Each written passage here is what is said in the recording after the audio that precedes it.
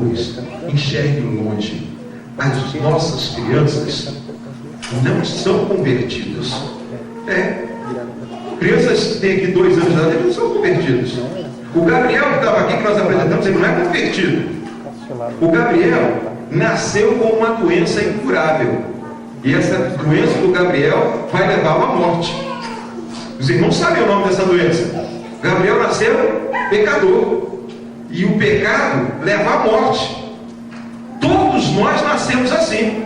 É preciso enxergar mais longe. É preciso parar de falar assim, as nossas crianças tão bonitinhas. É preciso olhar com aquele olhar assim mais adiante e saber que quando meu filho de 3 aninhos passa correndo, chutando todo mundo, não é porque ele tem muita energia. Porque energia todo mundo tem. É porque ele é pecador. E você precisa educar. Você precisa enxergar mais longe. Porque se você não educar enquanto ele é pequeno, você vai perder ele. Sinto muito em me dizer isso. Mas se você não educar enquanto ele é pequeno, você vai perder. Você precisa imprimir o caráter de Deus que está impresso em você. Você precisa imprimir. Isso é construir planos. É enxergar lá longe, aonde as coisas vão acontecer. Isso é necessário no relacionamento do casal. Enxergar o problema que vai ser quando todos os nossos filhos se casarem e nós ficarmos sozinhos em casa. Um filme antigo, não lembro mais o nome do filme, se eu não me engano, com Jack Nicholson. Os filhos cresceram, casaram-se, e um dia o casal acordou, ela olhou para ele, ele olhou para ela, e os dois pensaram assim: quem é esse velho que está do meu lado? Correram atrás de um monte de coisa a vida toda, e os filhos foram crescendo, e marido e mulher. Agora os filhos estão grandes, saíram de casa, e o casal dentro de casa não conversa, não tem diálogo, são como 2 estranhos. É a famosa síndrome do ninho vazio. Não enxergue o problema antes do problema chegar. Enxergue o problema dos adolescentes. Enxergue o problema da juventude. É preciso enxergar mais longe. Os irmãos acham que um menino de 16 anos fica na internet até meia-noite porque ele tem grande interesse em informação? Irmãos acham mesmo? Enxerga, gente. Pelo amor de Deus. O meu neto, João Vitor, a gente foi comprar figurinha na banca de jornal, e ele falou assim: nossa, avô, quanta mulher. Você acha que ele vê o quê? Gente, enxerga mais longe, abre os olhos. A família é atacada o tempo todo. E se você não enxergar longe e saber que o seu filho, o seu esposo, a sua esposa é presa fácil e não fizer nada, o irmão, a irmã é como sentinela que está no alto da torre, o inimigo está chegando e você está dormindo e não dá um toque, e não diz: tem problema dentro da nossa casa e a gente precisa fazer alguma coisa com relação a isso. Fazer alguma coisa não é quebrar tudo, não é dar um ataque de loucura e querer reformar tudo de uma vez só. Isso é preventivo. Construa torres dentro da sua casa. Restauração da família passa por enxergar o problema bem antes do problema chegar. Em último lugar, faça armas. Isso mesmo que você ouviu, faça as suas armas. O texto diz assim, terceiro e último diz assim: e mandou fazer também muitas lanças e muitos escudos. Muitas lanças e muitos escudos. Arma de ataque e arma de defesa.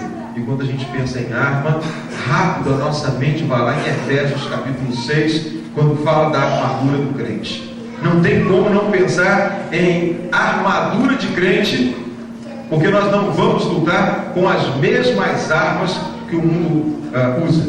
Deixa eu contar uma história para os irmãos. Conheci uma pessoa e ele me contou isso.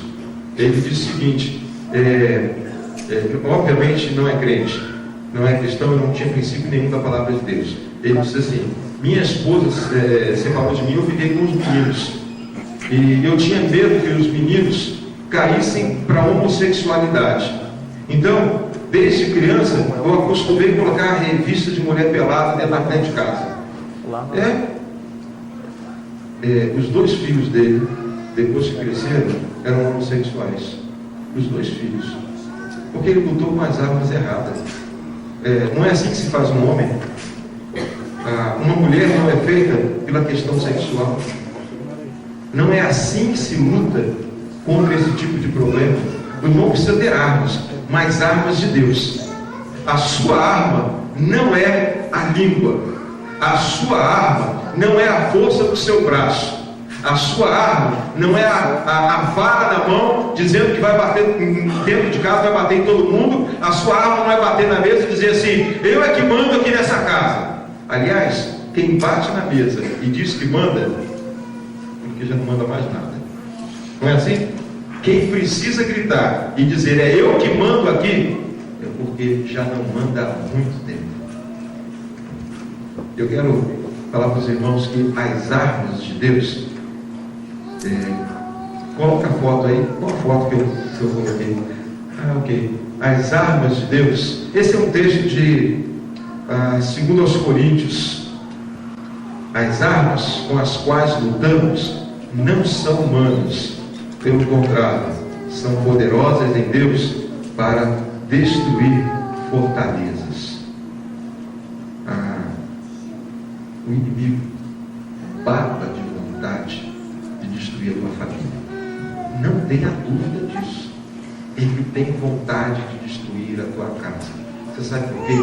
Porque a primeira instituição de Deus foi a família. Deus decidiu que através das famílias é que Jesus Cristo nasceria. A família é o momento máximo de Deus. Vou te explicar por quê. Quando uma pessoa casa, quando termina o casamento, o que o pastor fala quando está terminando? Vocês são marido e mulher, assim, aí no final fala, até que a morte os separe. O que acaba com o casamento? A morte. Morreu, não tem jeito mais de estar casado. Mas o casamento começou ainda antes de existir o pecado. Lá no Éden já existia casamento. E o casamento vem se perpetuando, e é através do casamento que o casal, marido e mulher, macho e fêmea, eles se completam, e quando eles se completam, eles se reproduzem. E isso tem a ver com a vontade de Deus. Porque quando eles se completam, eles são a imagem e semelhança de Deus também. Homem e mulher os formou. E depois, enquanto eles vão se reproduzindo e os filhos vão chegando, aqueles que estão nascendo são a imagem e semelhança de Deus. O que o diabo quer destruir? Quer destruir Deus. Ele não pode destruir Deus. Ele não tem como destruir Deus. O que o diabo tem vontade de destruir quando ele não pode destruir Deus? Ele vai no espelho e destrói a imagem de Deus. Essa é a investida de Satanás. Satanás quer destruir a imagem de Deus aqui na terra. E você sabe o que é a imagem de Deus aqui na terra? Uma família sadia e saudável.